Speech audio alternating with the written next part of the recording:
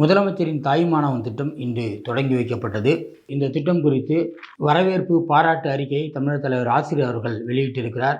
இந்த திட்டம் வரலாறு படைக்கும் முதலமைச்சரின் மனிதநேயம் என்று புகழாரம் சூட்டியிருக்கிறார். தூய்மை பணியாளர்களுக்கு எதிராக அரசு செயல்படுவது போல போலி பிம்பம் கட்டமைக்கப்படுகிறது என்றும், தூய்மை பணியாளர்களுக்கு ஆதரவாகவே செயல்பட்டு வருகிறோம் என்றும் விளக்கம் அளித்துள்ளது.